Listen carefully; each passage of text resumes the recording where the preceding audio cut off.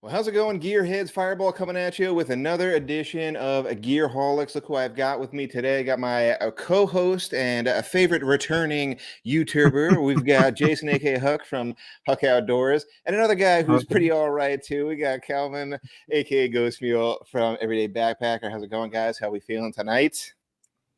Great. Doing great. Yeah. Awesome. Great to see you. So tonight's topic is not as sexy, but arguably one of the most important pieces of gear that you're going to have on your person when you're out in the backcountry. And we're going to be talking all about footwear this week. And it is a topic that I know frighteningly little about because I just don't have as much experience. So I'm really glad that I'm joined by these two fine gentlemen this evening because they have a bunch of years of experience with all different types of footwear, and that's actually a really good segue. So how about we kick it off into the different types that you can expect to wear on your feet? I've got three in particular. I kind of have like four in mind, so I'll just introduce them real quick and just hand it over to you guys. There's two in particular that I think a lot of people kind of think about when they're especially first starting to get out into the backcountry, into backpacking. And it's something like this. You got this big old clunky hiking boot that gives you a little bit more of the ankle support. And then you've got something like this guy right here, which is your trail runner, a little bit more nimble on your feet, a little bit more flexible, and almost dropping it. And then I've got another one here as well that I use for a hot second and then dump to the curb. And this is more of a hiking shoe, which is sort of like a cross between the hiking boot and the trail runner. And then the last one that I could think about, and you guys jump in and let me know if I missed any, would probably be either the barefoot minimalist style shoe and or sandal, which some people prefer, but I think that's probably still in the minority. Yeah. So those are the different types that I've got. Yeah, Huck's got one right there too. What do you guys think about the different types? Are any that I missed there, or just start talking on the different types that we got here? The only thing I would add is that the boot can, I think, be further broken up into two categories, which would be the old-fashioned, super heavy-duty lugged sole. That anybody who did any kind of hiking in the 60s through the 90s is well accustomed to. And then the one that you showed, which was a lighter weight, what we would call a mid, which is more, exactly like that. Yep, more that's the Merrill Moab. A boot and a trail runner, if you will. So I think those are two distinct categories because I still see quite a few people, shockingly, that are still rocking their heavy lugged Oslo TPS 520s out there. Wow. And the only other thing, the lightweight sandals, was this a Zero? Let's see if I can pull up it. Looks like it. And I see this actually a lot out at Joshua Tree National Park, people hiking in these. I believe that. Yeah. The main trails, rocky trails, I'd leave those at home. Yep. Who's it? Hunter from Hunter's Trip, I think, goes out and rocks those. That's I don't know. That's out of my league for sure. We just got off the Huck and I just got off the Trans Catalina Trail with my coworker Edgar, and he rocked some barefoot minimalist style shoes, but it's definitely more enclosed than that. Provided just a little bit more protection. But those guys are kind of on a different level. All right, that's a good introduction. Let's get into some of the brands that we can expect here. And this is man, like how much time do we really have? We can go over this in an entire podcast itself. I know Huck usually likes to rep the Columbia brand. They've got a ton of different options. I used to be Columbia, but now it's pretty much all Ultra. It's all the Ultra. Yeah, so that's a good one. You got the Ultras. You got all the major brands make their own too, right? Nike, Adidas. Like this one here was the Arc'teryx. This is a pretty popular one for a hot second there. But yeah, you got the Ultras. I know. I'll let Ghost Mule speak because I know he's big on the topos, but a lot of different brands you could choose from for sure, right?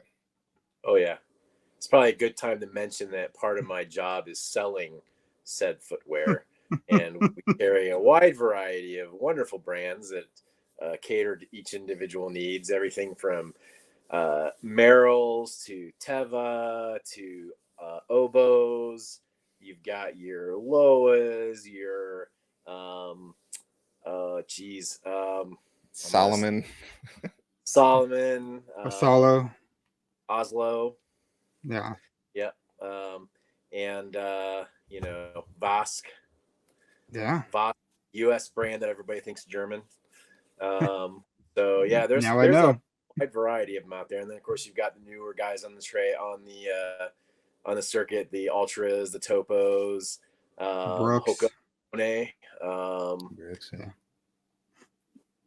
Hokas, yeah. I'd Yeah. say, I don't know, the ones that I've seen talked about most frequently on other channels is probably either Ultras. Topos, I think, are like the newest like hot thing. Like people are starting to kind of transfer over to them. And what was the last one? Yeah, probably the Hokas, like the Speed Goats or Yeah. something like that. Those are pretty popular in the space right now. Well, as Lieutenant Dan says, it's definitely important to take care of your feet. That's for sure. Yeah. Before we get into kind of more of the nitty gritty stuff, more of the nerdy stuff, let me just jump down here into the different price ranges that you can expect. This could be a quick one too. If you're going Amazon, if you're trying to go like super cheap and you're just starting out and you're like, I don't know if I want to get into it, so let me try some. I actually had another pair that I was using for quite a while, but I couldn't find them before we started the podcast here. And that was a brand of Asics. It's another like popular like running brand that has like their own version of trail runners. But for those style and like any other knockoff brands or even like the barefoot stuff, you can go as low as like $30 to $40, I think, online for a pair of like trail runners.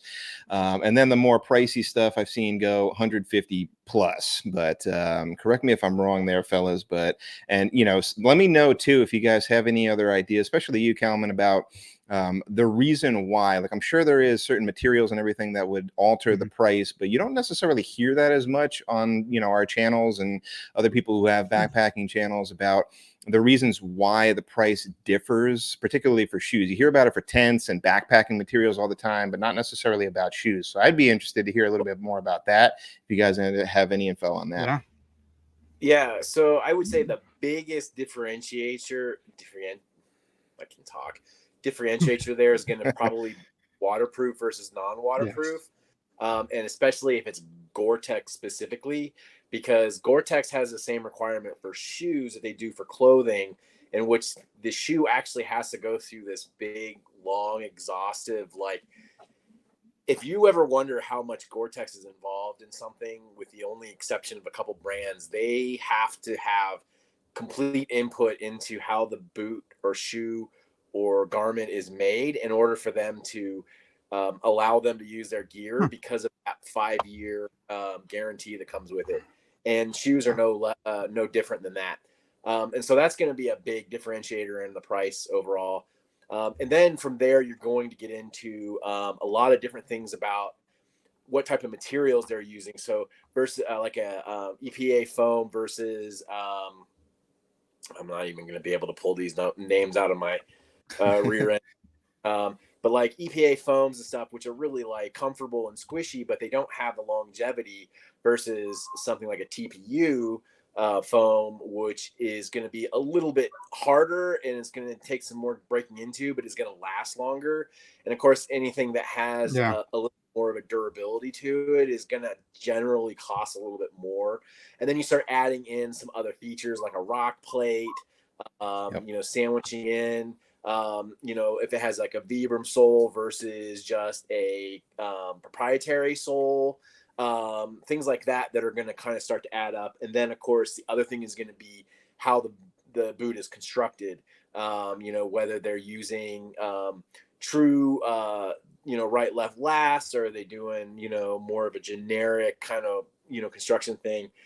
So kind of all of those tend to kind of fall into place. And I would venture to say that I'm not one that's been a big proponent of you've got to spend a shitload of money. I'm sorry, you have to spend a whole bunch of money in order to have a good experience. But I do think with footwear, and to a degree, you kind of do get what you pay for. Not all across the board. I've definitely had some really good luck with some lower cost shoes, and the shoes that I currently use are not the most expensive out there by far. Those being Topos. But there are some, subtle differences amongst those shoes that can kind of account for some of those cost differences. And then unfortunately, there are some that have sacrificed their durability and not changed their price. Ultra. So. Yeah, it's great Who info. says I I pay wanted full to price follow though? up. Yeah, we could talk about that in a little bit. I was just throwing a I little wanted shade. to Yeah, I wanted to follow up real quick about, you mentioned Vibram, because I was curious about that too versus like a proprietary version. I'm wondering if you have any other info around that when it comes to not necessarily just about like the pricing, but like the overall quality, right? Have they kind of set a certain standard as far as being able to hit a benchmark or over comfort or and the other question that I have there too is around the is it just on the bottom part of the soles or does it go all the way through up into the cushioning of the bottom? I know Merrill kind of connected with them for a little bit, but do you have any info on that? Yep. So Vibram typically is primarily just what we would call the actual the base of the shoe. So you've got your base, and then you have your middle areas here, and those are generally married to the base with an adhesive. And where you start to see some differences between like a Vibram sole and a proprietary sole is that oftentimes the way that they make those together is kind of a big part of it, and that's going to kind of set up some of the durability of them. But generally speaking, a Vibram sole is usually only referring to the very lower part. So the stack or the cushiony spot between the grip and the upper is usually proprietary to the brand as well. And then they work with Vibram to make sure that those are properly welded to the overall grip. And then generally Vibram will work with the different manufacturers to come up with the unique grip attachments too. So, believe it or not, there is rhyme or reason to the way that these lugs are done. And even though I just kind of threw some shade at Altra originally when they came out with like their Lone Peaks, had a pretty innovative crisscross design that they did work with Vibram before they went away from the Vibram soles. So I think they still use them with the Olympus model. That's or right. Maybe the Olympus Hyper. On some of that's them, the only one. I think they got away from it in other shoes. Yeah. It's actually pretty interesting the amount of work that goes into, and then you start looking at the different histories of the companies and how surprisingly connected these different companies are, because like a lot of these companies are founded by manufacturers and designers from other companies. So like Topo is from a previous, I can't remember which shoe he was with originally. Altra came from, I want to say, Merrill. But there's several different places, and all of these guys, they've all worked for other companies, and it's a surprisingly close-knit industry. Oboz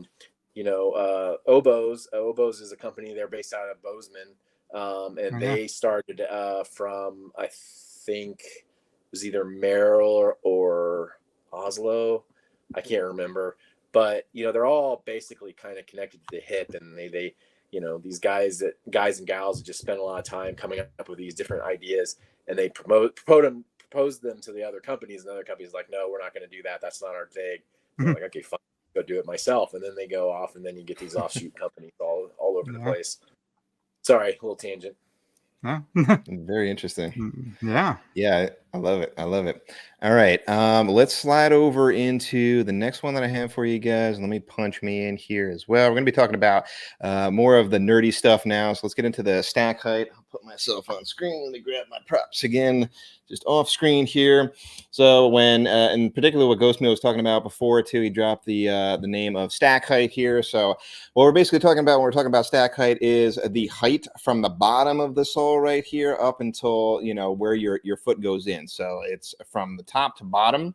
And again, Americans don't really understand the metric system, so it's done in millimeters. So I don't really know what the conversion of that is over into like inches or anything, but you'll usually see stuff like anywhere from, I don't know, the 10-ish millimeter range all the way up to like the 20s as far as like stack height goes, and possibly beyond. What was it? Huck was just talking about the Olympuses. Those have like a ridiculously high stack height. Those are a pretty cushiony ride, and that's basically what it relates to. as far as my limited knowledge about it, is how high off the ground your foot is. But if you are introducing a higher stack height, it could also mean potentially putting yourself in a position to roll your ankle, because, think of it like the KISS boots, right? Where as soon as you start going higher off the ground, you become a little bit more stable and a little bit more removed from the ground. So what do you guys think about stack height? What are your 2 cents on that? I was just like you said, the Olympus, it's like a 33 millimeter. I was looking it up right now. The Lone Peaks are 22 millimeter, and you do feel like you're got on the Olympus. It's just got more cushion, but at the same point, it almost feels a little wobbly when you're wearing them. Yeah, the big thing with stack height too is going to be what kind of materials they're made out of. Again, which kind of foam they're doing. I think the undisputed champion of stack height, although the Olympuses are pretty darn close, would be the Hokas. The Hokas, several styles with some just amazingly huge stack heights. And if you notice on a lot of theirs, I think in a way to try to combat that wobbliness is, if you look, a lot of them become really thick at the bottom, and you'll see a lot of flare along the side of. And I've tried them on a few times. I'm actually I've tried on the Hokas, and I'm one of those people who the Hokas, I think they're great shoes. They just don't work with my foot shape, and that's a big thing about these different types of shoes. And talking about different types of shoes is that they definitely work with some people's feet and not with other people's feet. And I can talk about that later. I'm off on that tangent now. But, I think that, if you look, you see just a lot of buildup. That's huge. Then the other thing that you're going to run into with a lot of these shoes that have a really cushiony high stack is they're typically using that EPA foam that it's really, just cushy as all get out. But if you notice, those are going to be really quick to compress, and so you'll start to notice that they definitely start to go down. Like one thing that I noticed when I was wearing my Ultra Lone Peaks, and I have a long standing history of wearing my shoes way past the point where I should have replaced them, but I actually noticed that when my Lone Peaks, being a zero drop shoe, actually started to invert their drop. So I was actually noticing my heels were lower than my toes, and that's again a problem of that. So typically, with those higher stack heights, you're definitely going to be fighting that compression. So it might buy you a little bit more time just from sheer volume. Right. But yeah, I definitely agree with Fireball. I think the biggest thing with a really big stack height, it's super comfy, it's super cush, especially going over rocks and everything. Who needs a rock? You've got 35 millimeters of foam between you and the ground. But that first time you roll your ankle real bad on those things, I think that's gonna become the great equalizer there. Yeah, that's a great point. Yeah, as a follow-up to that, you mentioned like the compression of the stack height there. Did you get any kind of like waterbed action where like you feel like there's any kind of like weird bowing or anything happening as it was compressing, or not really? Not really. I think That's it good. happens so gradually, we tend to not notice it. So, one of the things that I think causes people like me to wear a shoe way beyond the point where we should do is because it just the change happens so gradually.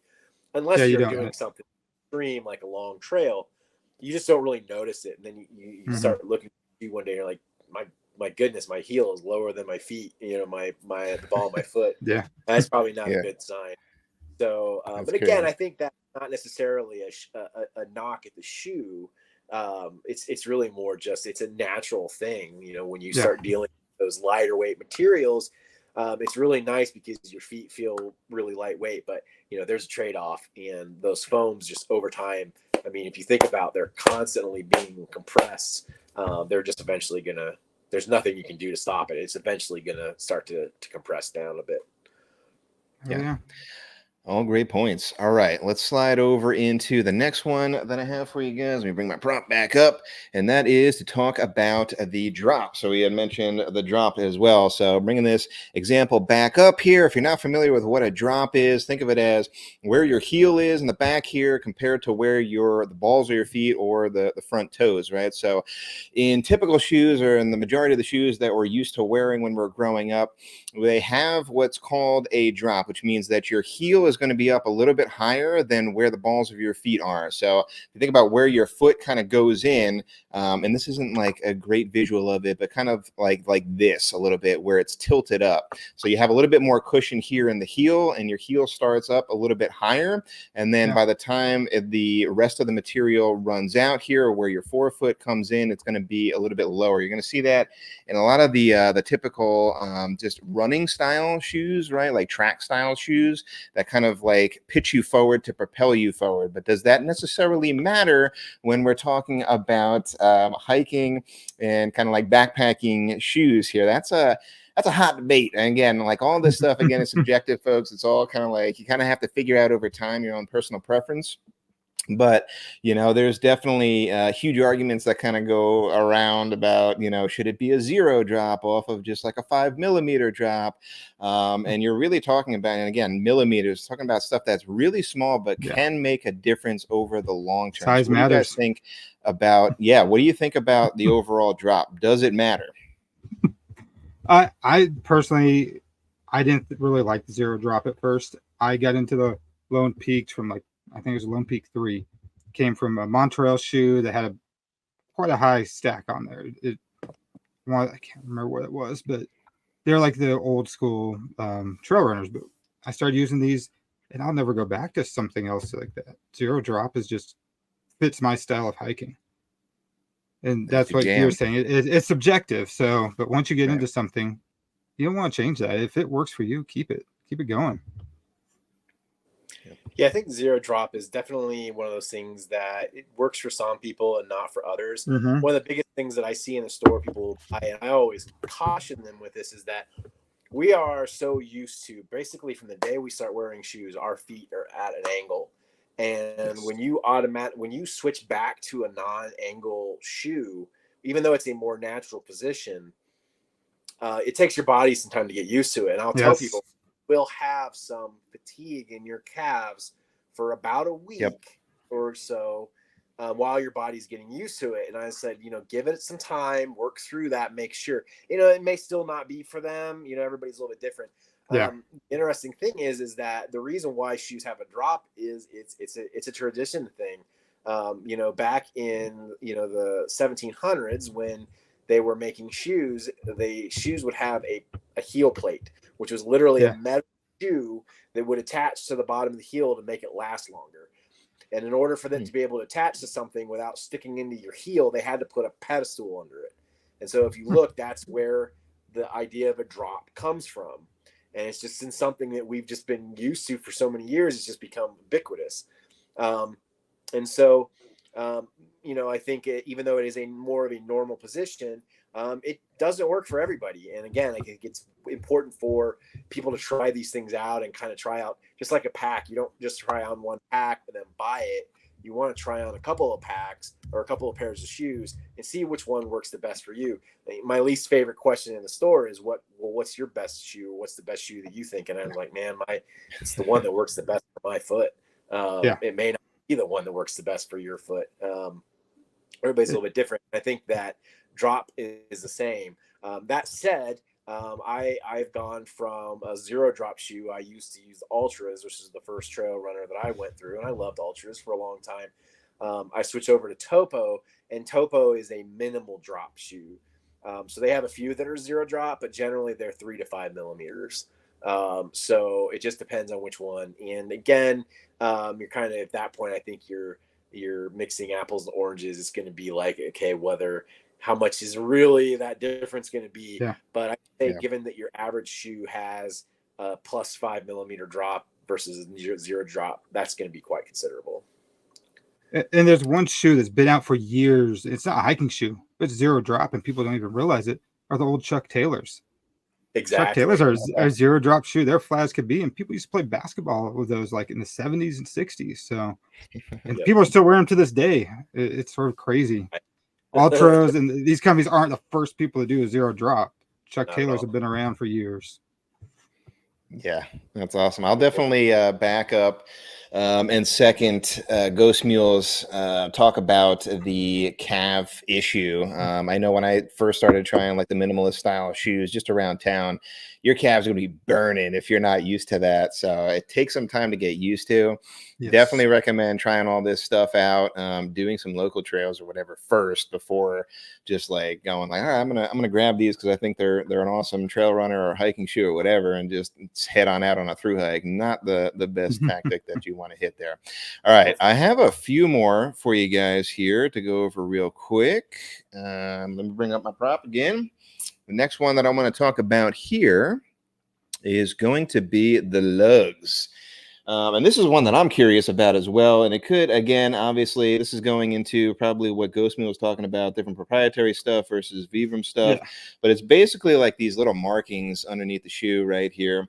And it speaks to the overall, I guess, grippiness. It's not actually like a real word, right? But how much you can grip that trail when you're on it, right? Particularly if we're talking about, more technical terrain or stuff that's a little bit wet or slippery, logs, rocks, and stuff like that. If you're rock hopping, you want to make sure that you're sure-footed, right? And that you don't have your feet just kind of like sliding out from underneath you. So that's pretty much all I know about the lugs, but I'm curious if you guys have any other information on the different types of lugs. Like, does it really matter? Does it matter if one shoe has like 50 different lugs compared to another one that has like 10, right? Does more matter there as well? Or is it really just the overall style of shoe that we're talking about?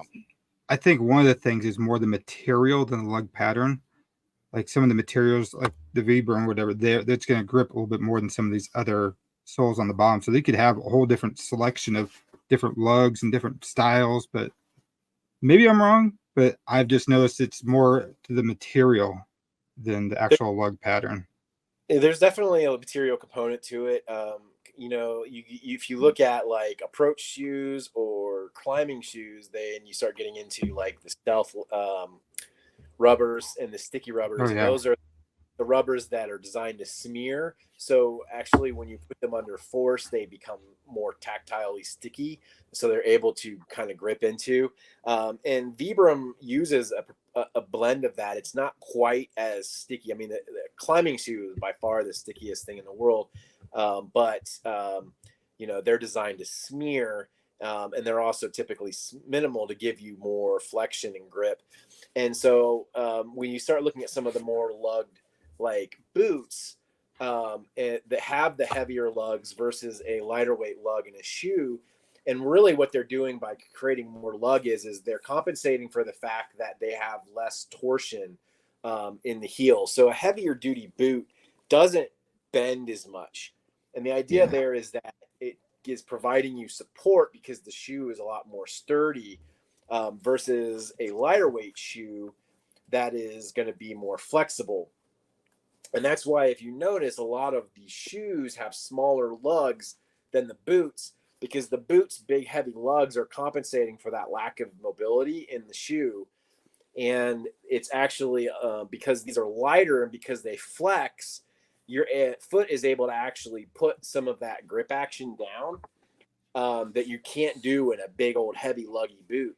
And so they have to compensate for that by giving you more surface area to kind of gnarly onto things. And then I found that's one of the things I found is for me, I actually roll my ankle less in a trail runner than I do in a big heavy boot because my foot can actually move with the terrain a lot more efficiently and be able to kind of smear into that terrain if you want. And so it doesn't require as big a heavy lug. So if you see a shoe that's really flexible, that's got like stiletto style lugs on it, that's a selling gimmick because you don't need that with that kind of shoe. You just need something that's going to be able to increase that surface area a little bit. And then again, like you pointed out, Huck, the Vibrams do have a little bit more of that sticky rubber to them, and that does give them a little bit more Again, it's not a true approach type smear, but it does have a little bit of that built into it.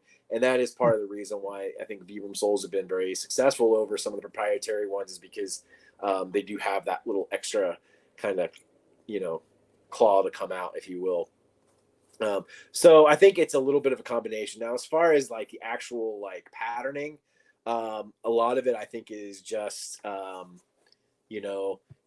be said that there are certain that are really effective. For instance, when Ultra came out with the alternating lugs, and that was helping with grip both forward and aft. So like when you're going downhill, everybody kind of focuses, a lot of shoes focus on the grip when you're moving your foot forward as if you're going up. But when you're going downhill, it's also got to be able to grip from the back. And so that was a big thing with having those alternating lugs. And so that was a big difference. So I think I just saw that right now looking at the Ultras here. So the back going one way and the front going a completely different direction. Yeah, exactly. So you want to look for things like alternating lugs, which is going to give you that forward and backwards grip. And then again, just looking at the general construction of the shoe, because like I say, a lot of people are kind of intimidated by the fact that these shoes have smaller lugs, which things we would think would be counterintuitive. But again, it's because you have more ability for your natural foot to kind of grip onto those different things that you don't get with a heavy boot. Awesome. This is why I have you guys learning stuff. I'm loving it. All right. Let's move on to the next one. And I'm like throwing in one or two as we were talking here, because I was like, oh, I didn't think about that as a talking point. But again, let's bring it up again. And this is the idea. Now we're going to talk about the wide toe box here. So from my two examples here, becoming more popular nowadays, you could probably tell based off of these two shoes, even though it's the same size, and I didn't have them like directly lined up here, but you can probably tell which one is flared out a little bit more and which one has the wider toe box. Kind of what Ultra is known for. So I'm going to pose that question to you guys as to, does the wide toe box really matter? And I'm going to preface this also because I did talk about the minimalist style shoe. This is something that I think is a little bit newer in the hiking community, but as far as like barefoot and minimalist style shoes goes, pretty much what it was from the beginning. It's the idea, if you've ever seen the people with the monkey feet too, with the individual toe spread that they have as well. It's all invested in being able to splay your toes out. And what Kalman was talking about, the grippiness, being able to grab hold of the ground a little bit more. That's what that individual toe spread is all about. But do you guys buy into the hype of the wide toe box? Are you a fan of being able to let your toes kind of go out or not? Another thing I want to drop in here first before you guys answer is I'm going to play devil's advocate on that. I think like largely it's a lot of people who are saying like, yeah, I'm all for it. But I started off in something that was a little bit more narrow, and then I moved over to the Ultras. And I think I actually got my first blister hiking outside in the wider toe box because of it. So I switched over to the Injinji toe socks to try and mitigate that. And I was still getting it.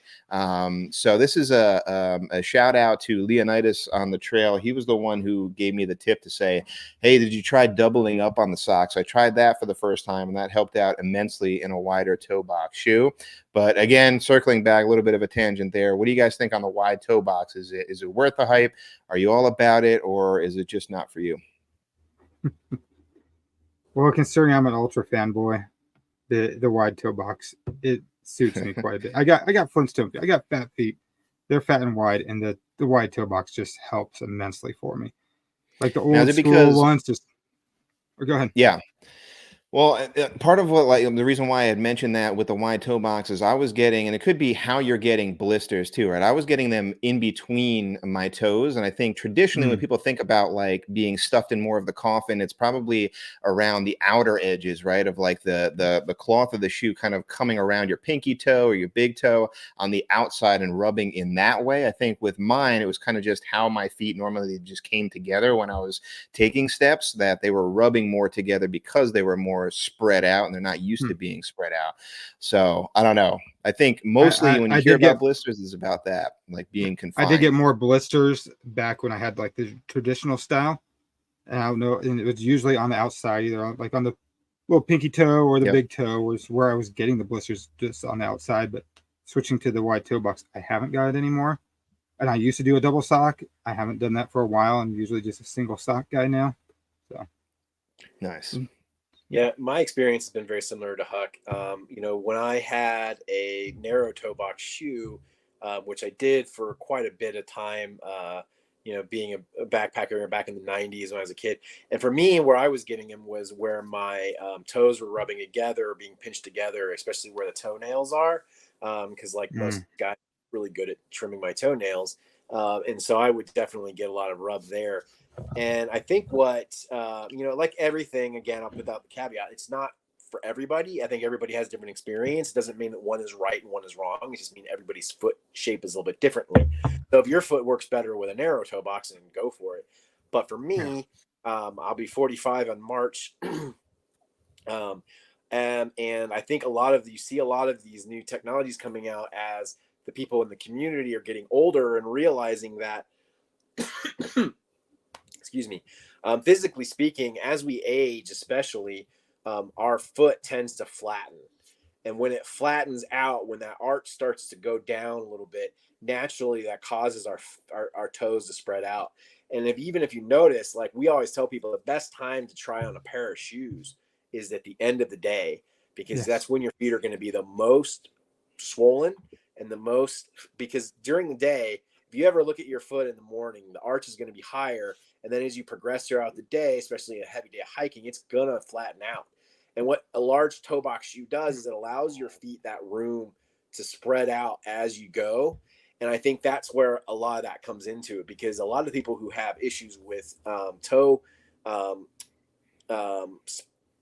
blisters, they'll notice they're not really happening at the beginning of the day. They're happening right before you start getting into camp, because your feet are just wanting to spread out and they can't. And they're kind of held into that. And again, it's not everybody, but generally speaking, most people's feet tend to kind of spread out. And then as you get older, it becomes more and more of an issue. And that's why a lot of these shoes like Topo and Ultras, they're not full wide shoes. You can get a full wide shoe in many manufacturers, but that's going to be wide in the heel, the midfoot, and the toe. Whereas Ultras and Topos have a wide toe box, but they have a regular width midfoot and heel. Yeah. And basically what they're doing is they're giving you your toes that room to kind of spread out. But again, you're not the first person, Fireball, that I've heard of that said that they've gotten blisters after switching to them. And to that person, I would say then I would go with a narrow toe box. If that's what works for your foot, then that's what's important. Yeah. But that being said, I don't think it's hype. I do think it's a real big thing. To me, it was a game changer. I used to get blisters all the time. The first thing that got me over getting blisters was switching from a boot to a shoe, because they are lighter and they allow your foot to move a little bit more freely. The other one was going from a waterproof shoe to a non-waterproof shoe, which is a big one, because your feet actually stay drier with a non-waterproof shoe. It seems counterintuitive, but the problem is that you put a layer of plastic into anything and it's going to stay in, and your foot's just going to constantly sit there and stew. And that is a big, big thing with blisters. Of course, the whole other thing you go into is talk about socks, but I won't go into that. And then the other thing with a wide toe. Another episode. Exactly. All right. Yeah, that's some great info again. Second to last one here. The last one's going to be a real quick one. You guys haven't seen that one yet. I just added it. Second to last one here. This is mostly for probably Hugh Ghost Mule, is to talk about a rock play. I'm not sure if you've had one before or used one before, Huck, but if you have, feel free to jump in on that as well. I have. I think this one has one with the Adidas Teryx here. And my experience, and this is the hiking shoe, so again, different style than what I'm used to now, which is the trail runner. But I found with using that shoe that it was a little bit more stiff, but I didn't really give it that much of a run, because I went away from the hiking shoe to a trail runner, so a different style again, right? But I found out that my foot was getting a little bit more fatigued at around the 4 to 5 mile marks, because I wasn't used to it. But another thing that I wanted to follow up with you, Ghost Mule, on was you had talked about the stack height too, right? So I'm wondering, if you do have a rock plate in there, and if you're using a shoe with a rock plate, does it also matter to have a certain stack height with it? Like, can you go with a lower stack height if you have more protection from a rock plate, or should you go with more to kind of counteract how stiff it is? I've got a couple questions around the rock plate. So I'm not 100% sure how the correlation goes with those. I think intuitively, the more material you have between you and the ground, the more protection you're going to get. The shoe that I currently use does have a rock plate, but it is a smaller rock plates, and I think if I remember correctly, it's modular. So it's basically 2 plates in there, and it's not a full rock plate, so it doesn't cover the full bottom shank of the foot. It's really going to be kind of in the middle, and I want to say it's in this shoe case it's a nylon. So it's a very lightweight rock plate. You can get some very heavy, including up to metal rock plates in some shoes, some of the big heavier boots. And the trade-offs are going to be that, if you put a big heavy rock plate in there, obviously you're going to lose that mobility I talked about. Your foot is not going to flex as much because it's a solid piece of material there. The positives of it are going to obviously be that rocks aren't going to be as noticeably pushed through. That said, use a shoe with a rock plate. Do I think it makes a big difference? Not from my experience. No. So I would say that was not a big selling point for this shoe. I do like this shoe. Gotcha. I like it for other reasons. It definitely helps in those moments where I'm not paying as much attention and I put my foot right down onto a really sharp point, and I will notice it doesn't dig in, but I still feel that. I think no matter what, you're going to feel that. And so it kind of helps if you have a bad errant placed foot, or you're just not paying attention. Do I think I would buy a shoe with or without a rock plate solely because of that? No, I don't personally think I would. I think that there are definitely benefits to them. Like I said, for me, it's going to be more about those moments where, because up here in Montana, we have some really rocky trails, and especially like boulder fields and things like that. And you can definitely come down wrong. And when I was on the Ultra Lone Peaks, which is a very low stack, non rock plated shoe, there were a few times I felt it. And in one really bad incident, I ended up with a bruise on the bottom of my foot. That particular incident, I would have felt it regardless of what shoe I was wearing, but it definitely was noticeable with that lower stack shoe. But again, the solution to that is to create the higher stack. We talked about some of the problems with that, or to put in a bigger rock plate, and then you lose your mobility. So to me, in a lot of sense, I feel like it's robbing Peter to pay Paul. You're buying the occasional more comfort, but then in that process, you're losing a constant more comfort. And so I think a minimal rock plate at most. I definitely would not buy a full rock plate shoe ever and again, just because you lose so much of your mobility and comfort in that process. That occasional rock poking you in the foot wrong and causing you to say curse words, I just don't think it's worth it, in my opinion. Just my opinion. And I've had shoes that had rock plates and then some that don't, and I feel the rocks regardless. So it doesn't make a difference to me if a shoe has a rock plate or not. I still feel the rocks, especially the sharp ones that come through. It doesn't make a difference. I mean, I kind of agree with both of you guys there. I mean, I don't know if I would necessarily. It depends on the rock too, right? Like, how sharp is the ground, or how sharp is the thing that you're stepping on, right? So, I mean, I can definitely second Ghost Mule there on like if I with a lower stack shoe, because I've tried that again with like my knockoff Amazon Asics. At the end of the day, and when we went up to Aldra there, Huck, like some of the rocks coming down on there, like, man, especially after like 4 or 5 miles, it's like you're gonna feel them like poking through if you don't have a decent stack height. But since I switched over to the other brand, I don't notice it as much. But again, it's because there's thicker foam, bigger stack height, so I just don't realize it as much.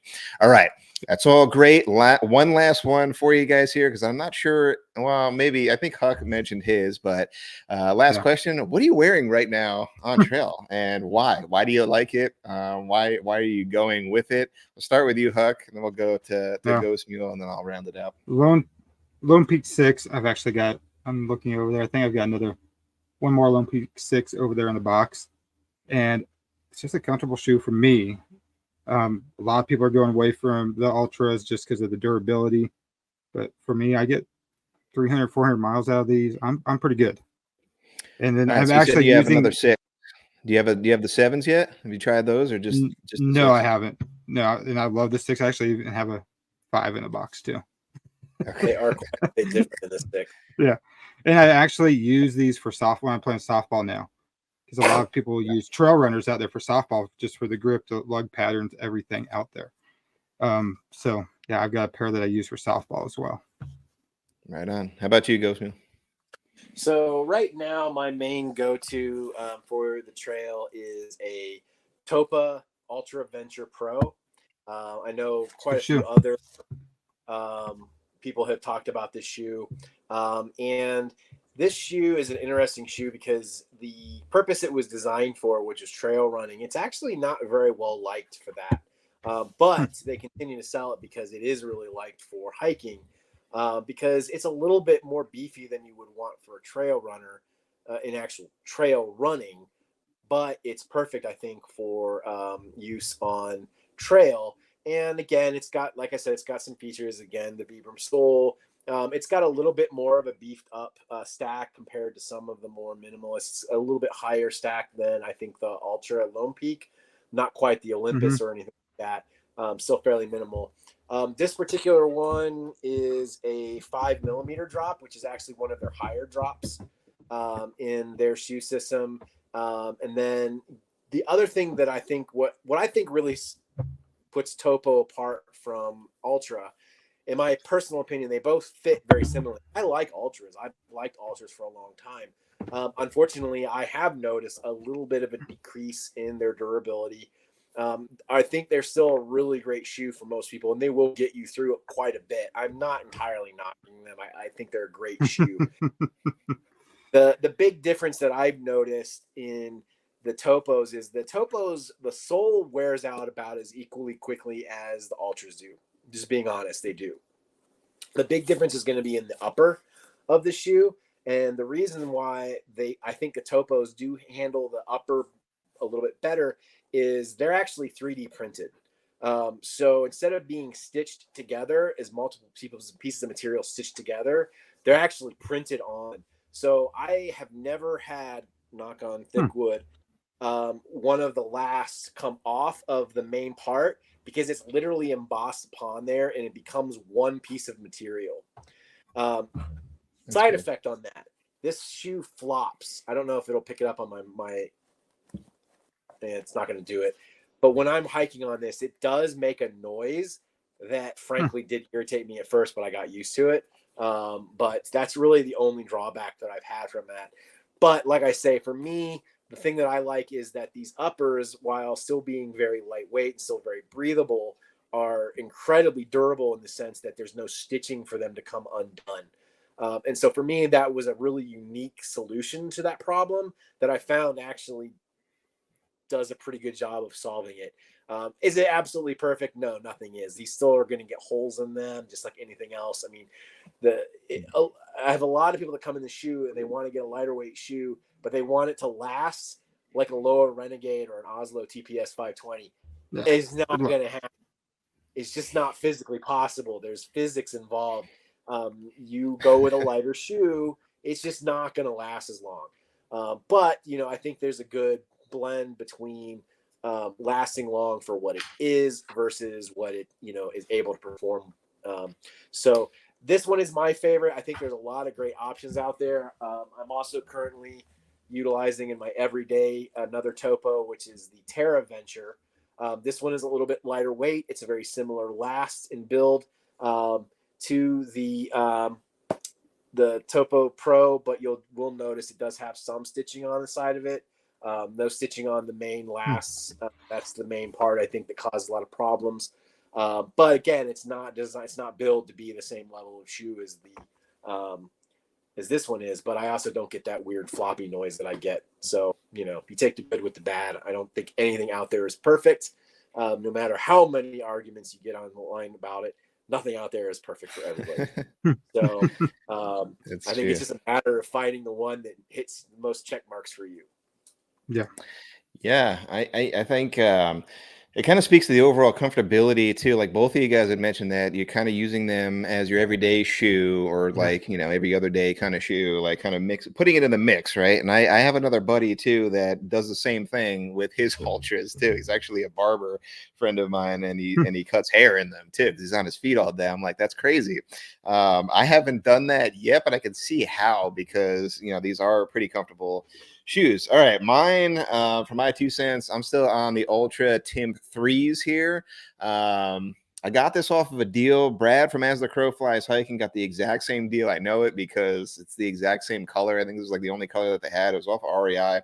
And I could be wrong here, but I think everybody here doesn't necessarily spend full price either on their shoes. Huck is a master at getting deals, and Kalman works in the industry.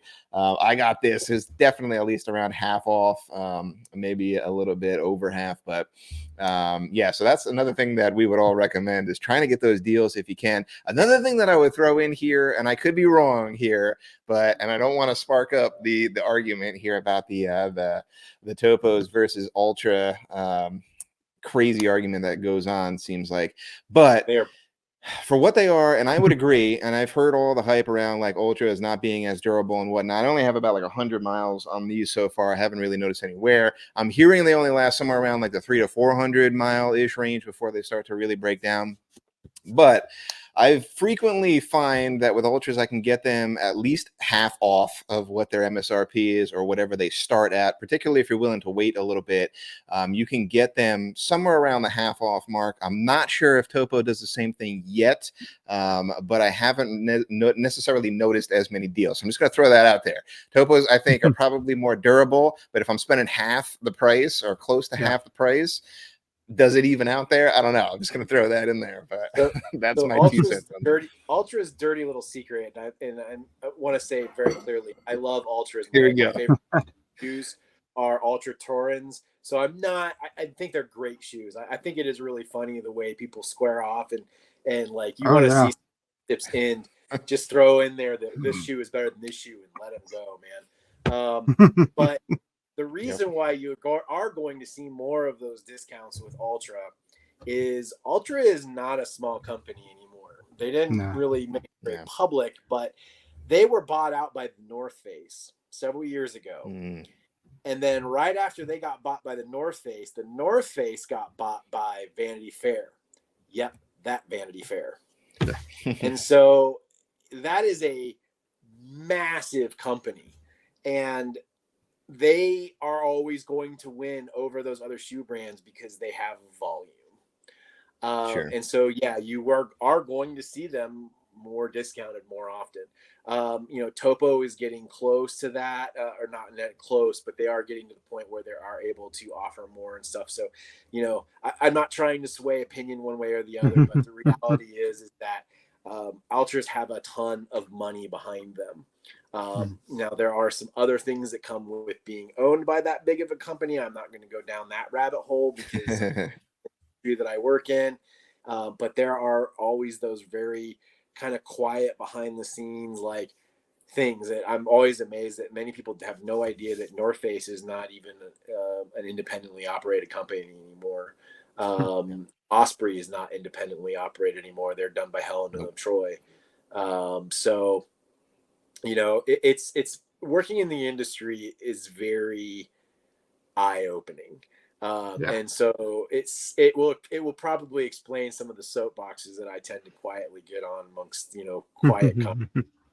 But like I say, at the end of the day, they're all really great options. Just some of them are going to be better options than others. So as much as I would love to be able to throw a bunch of shade towards Ultra, they're a great shoe, 100%.